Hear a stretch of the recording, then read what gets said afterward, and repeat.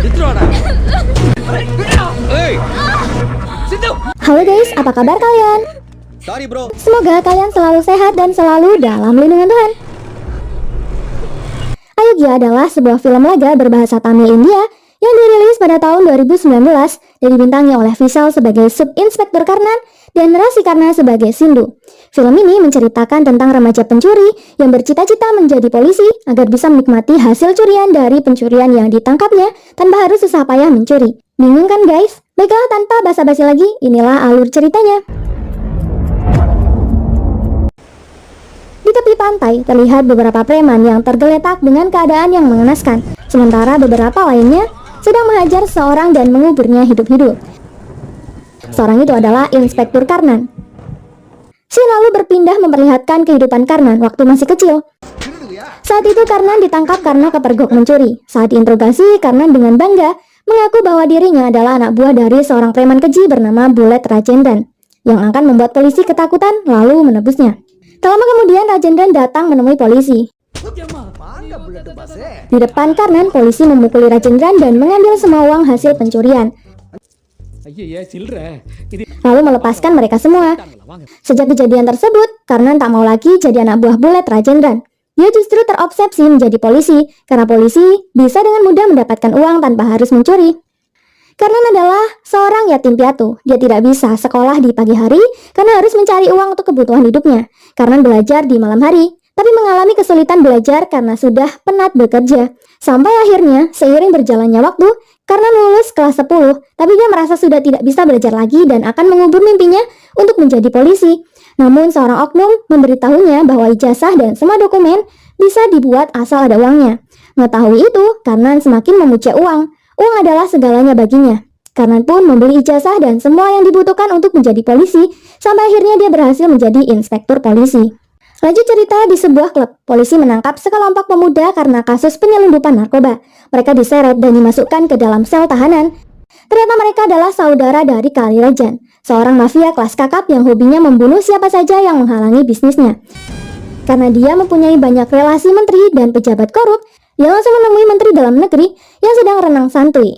Kalirajan ingin mengganti kepala polisi yang ada di Chennai dengan kepala polisi yang mau mendengarkannya, yakni polisi yang tidak mementingkan kebenaran atau keadilan.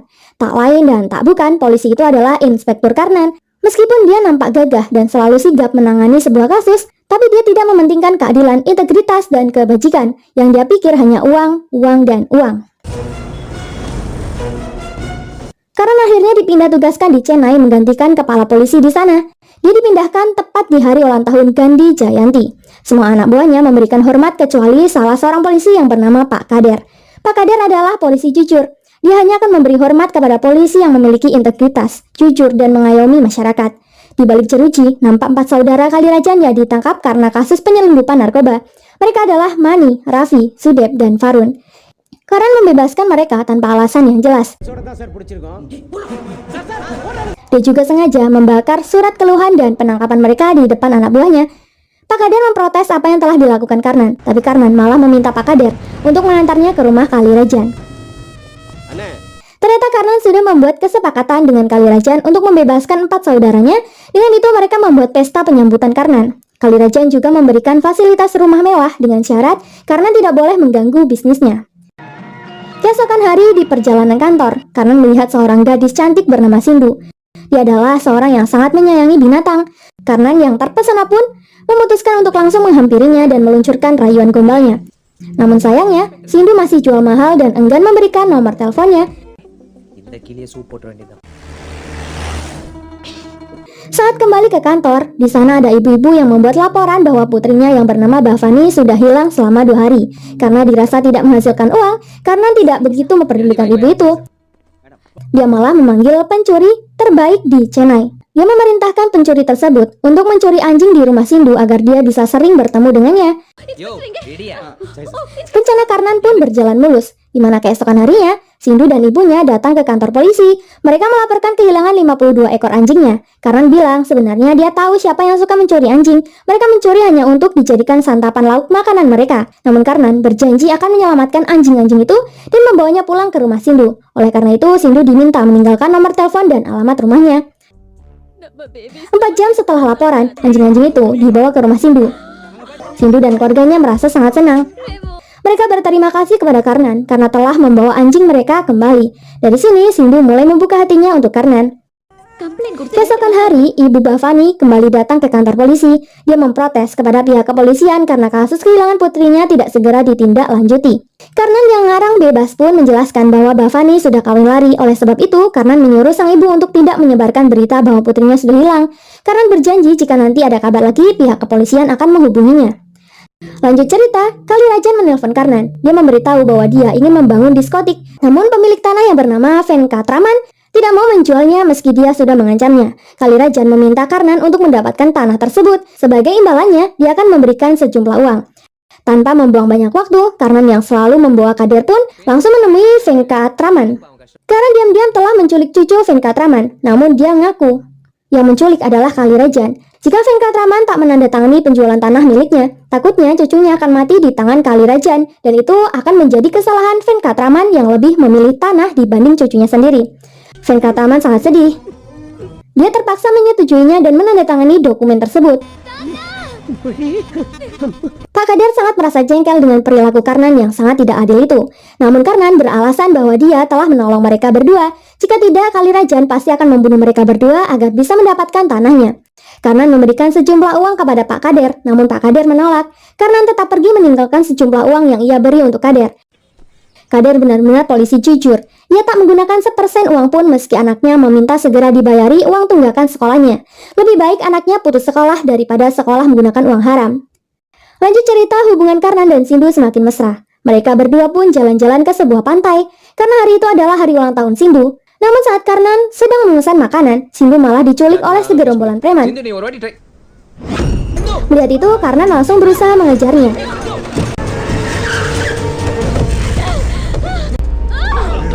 Sindu nyaris dibunuh preman tersebut. Untungnya Karnan berhasil menyelamatkan kekasihnya. Ternyata preman-preman itu adalah anak buah Kalirajan yang ditugaskan untuk menangkap seorang gadis. Namun setelah melihat wajah Sindu, dia mengetahui bahwa anak buahnya salah sasaran. Kalirajan pun langsung meminta maaf kepada Karnan dan Sindu dan pergi mencari gadis yang ditargetkan. Sementara Karnan yang khawatir langsung membawa Sindu ke rumah sakit. Sindu terlihat sangat trauma dengan apa yang sudah terjadi. Dia membayangkan kalau saja para preman tersebut tidak salah sasaran, mungkin gadis yang mereka cari sudah dibunuh. Sindu pun meminta Karnan untuk menyelamatkan gadis itu apapun caranya sebagai hadiah ulang tahunnya. Di sisi lain, Kalirajan dan anak buahnya berhasil menemukan gadis yang mereka cari dan hampir menangkapnya. Tapi tiba-tiba Karnan muncul kembali dan menyelamatkannya.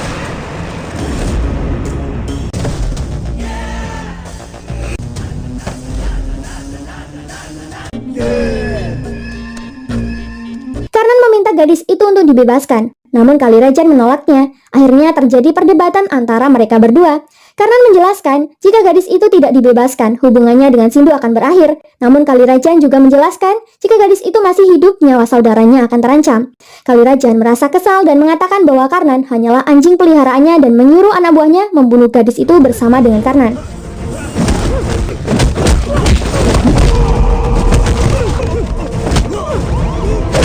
Tapi Karnan dengan mudah mengalahkan mereka semua dan pergi menyelamatkan gadis tersebut.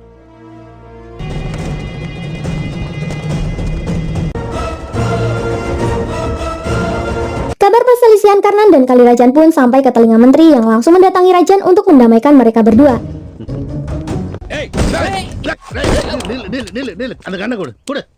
Kalirajan mau damai, asalkan Karnan membawa Santia. Karnan mengalihkan pembicaraan. Intinya, dia tidak mau membawa Santia karena Santia adalah kado untuk Sindu, kekasihnya. Sehingga Karnan pun pergi memberikan Santia pada Sindu. Santia berterima kasih kepada Sindu berkatnya sekarang dia masih hidup. Saat Sindu bertanya kepada Santia kenapa preman-preman tersebut mencoba membunuhnya, Santia yang masih trauma pun enggan untuk membahas hal itu. Keesokan hari, Kalirajan datang ke kantor polisi untuk bertemu dengan Karnan. Dia meminta Karnan untuk segera menyerahkan Santia karena Santia memiliki bukti yang akan membuat saudaranya masuk penjara.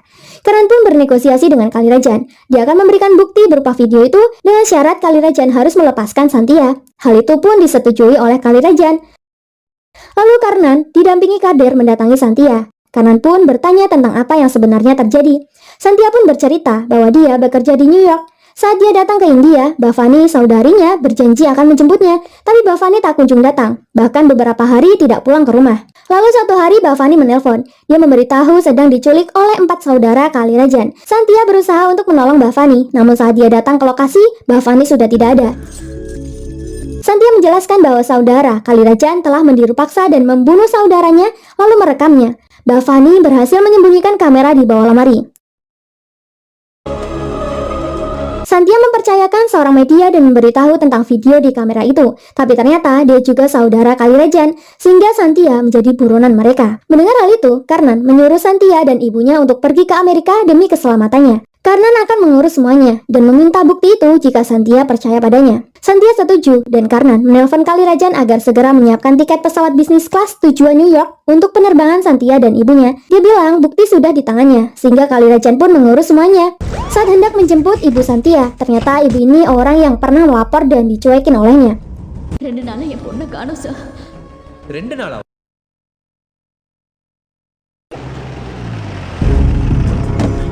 Di bandara, Santia menyerahkan video bukti tersebut dan masuk untuk check-in.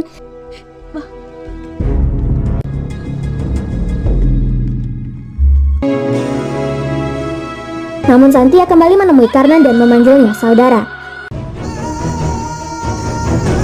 Santia berkata, selama 14 hari, mereka memukul saudariku dan kemudian membunuhnya. Ini bukan hanya ditiru paksa atau pembunuhan, mereka membakarnya dengan asam. Apakah di negara Gandhi, seorang wanita pantas menerima nasib ini pada hari Gandhi Gayanti? Kau akan mengerti ketika kau menontonnya. Mereka sudah menodai gadis muda. Tak satu pun dari mereka harus selamat. Mereka harus dihukum oleh hukum. Mereka harus digantung. Seluruh bangsa harus melihatnya. Seorang harus takut digantung jika dia menggoda seorang gadis. Hatiku mengatakan aku bisa mendapatkan keadilan hanya melaluimu. Mendengar hal itu, Karnan tak mengangkat telepon Kalirajan lagi. Dia merasa galau dan kembali ke kantor polisi. Melihat Karnan yang galau, Kader bertanya tentang apa yang terjadi. Tak lama anak buah Kalirajan pun datang. Namun Kader yang sudah yakin Karnan sudah berubah, memilih duduk untuk menonton bagaimana Karnan akan membunuh anak buah Kalirajan yang berusaha mengambil kamera. Karnan benar-benar melakukannya. Sehingga dengan sigap, Kader berdiri dan memberi hormat untuk Karan. Karan menjadi terharu. Dia lalu menghabisi sisa preman Kalirajan.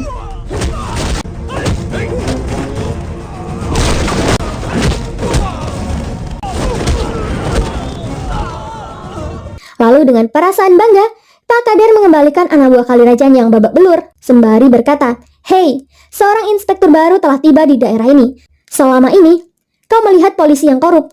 Mulai sekarang kau akan melihat polisi yang akan memborgolmu. Seorang putra baru telah dilahirkan oleh ibuku, hukum, ketertiban, dan ketentraman. Namanya Karna, Inspektur Karnan." See you soon. Hey. Mendengar hal itu, Kalirajan menyuruh keempat saudaranya untuk pergi bersembunyi. Sementara Karnan melihat video yang ada di kamera tersebut, dia melihat kekejaman yang dilakukan oleh saudara Kalirajan kepada Bhavani. Dia merasa sangat bersalah. Karnan lanjut mengerahkan seluruh anggotanya untuk melakukan penangkapan kepada 4 saudara Kalirajan. Di tengah pengejaran, Karnan mendatangi Venkatraman dan menelponnya. Halo.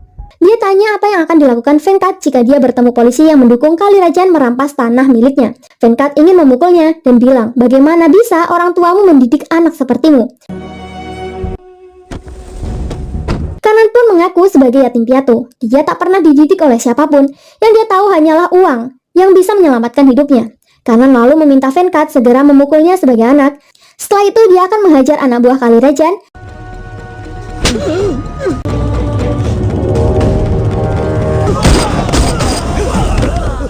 dan memberi Rajan pesan agar segera mengembalikan sertifikat tanah milik Venkatraman. Jika tidak, ia akan membunuhnya. Singkat cerita, akhirnya mayat Bhavani pun ditemukan dalam keadaan yang mengenaskan. Kejadian itu menjadi viral. Semua media membicarakan kematian Bhavani. Sang ibu yang melihat berita langsung pingsan. Karnan memberitahu bahwa keempat saudara Kalirajan yaitu Sabari, Vinay, Kumar, dan Prakas adalah pelaku pembunuhan tersebut. Para aktivis perempuan berdemo menuntut keadilan untuk Bhavani, bahkan di depan rumah Kalirajan sendiri sebagai saudara mereka. Siapapun yang bisa menangkap 4 penjahat akan diberi masing-masing 5 lakh rupiah oleh kepolisian. Beberapa hari kemudian, pihak kepolisian mendapatkan laporan dari seorang nelayan bahwa ada 4 orang penumpang di kapalnya. Mereka hendak melarikan diri ke Visakhapatnam. Karnan dan anak buahnya langsung menuju ke TKP. Mereka mengepung kapal dan berhasil menangkap saudara Kalirajan.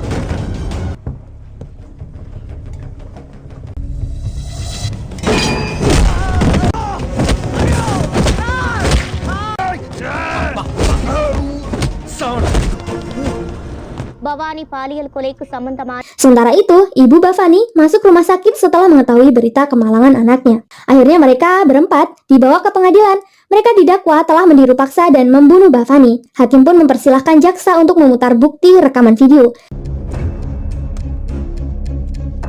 Namun video tersebut ternyata kosong. Pak Hakim hampir saja membebaskan terdakwa. Namun Karnan tidak mau mereka bebas begitu saja. Dia mengatakan masih memiliki bukti lain dan meminta waktu selama 1 hari. Akhirnya hakim pun menyetujui. Ternyata jaksa sudah bekerja sama dengan Kalirajan. Mereka menukar bukti kamera itu dengan kamera yang lain.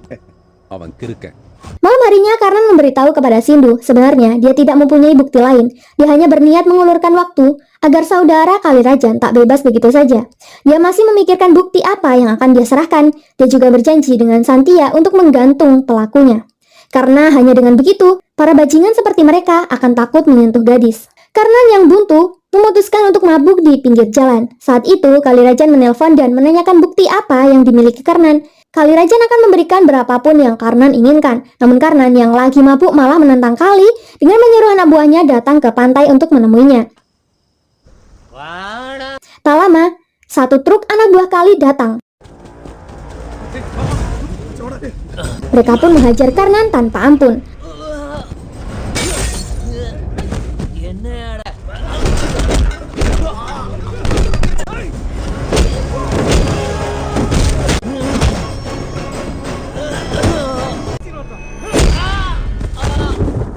Mereka juga mengubur hidup Karnan yang sudah tidak berdaya. Namun Karnan masih beruntung. Saat itu hujan turun begitu deras. Karnan pun bisa keluar menyelamatkan diri.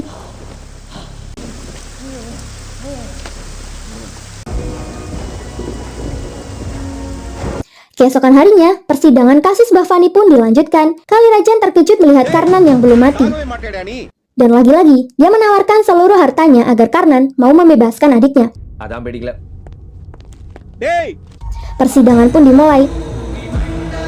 Pak Hakim menyuruh Karnan untuk memberikan bukti yang dia janjikan. Hal yang mengejutkan pun terjadi. Karena Karnan tidak mempunyai bukti, Karnan malah mengaku ikut dalam pendiru paksaan dan pembunuhan Bhavani.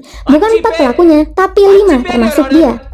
Sebenarnya bukan Bhavani korbannya, tapi anak hakimlah target mereka. Namun karena anak hakim sangat dijaga ketat, maka dia dan keempat saudaranya, Kalirajan, mengambil sembarangan gadis yang tak lain Bhavani untuk dijadikan pemuas nafsu mereka.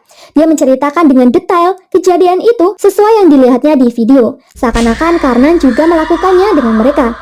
Karnan sengaja mengorbankan dirinya agar saudara Kali tidak lolos dari hukuman. Akhirnya hakim memutuskan untuk menghukum mati Karnan beserta keempat saudara Kalirajan. Karnan berjalan keluar dari pengadilan. Sindhu menangis melihat orang yang dicintainya akan dihukum mati. Dia menanyakan mengapa Karnan melakukan hal itu. Karnan hanya bisa memeluk erat Sindhu. Masa yang berdemo pun mencaci makinya. Dan Kader sangat sedih dengan pengorbanan Karnan. Hari eksekusi pun tiba. Sebelum itu Pak Komisaris berkata kepada Karnan bahwa dia tahu Karnan tidak bersalah. Namun Karnan meminta komisaris tetap menggantungnya. Tapi sebelum itu dia ingin melihat saudara Kalirajan digantung terlebih dahulu.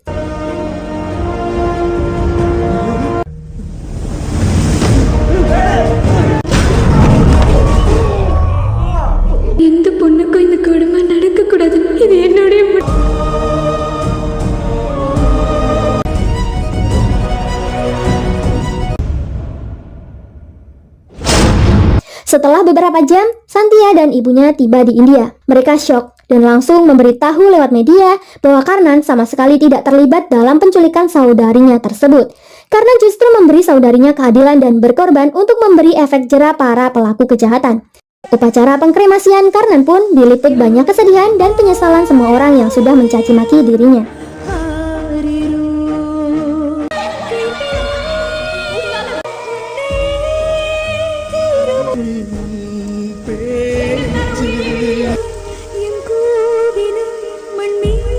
Terima kasih buat kalian yang sudah support channel ini. Jangan lupa tinggalkan like dan saran kalian di kolom komentar. Sampai jumpa di alur cerita berikutnya. Terima kasih.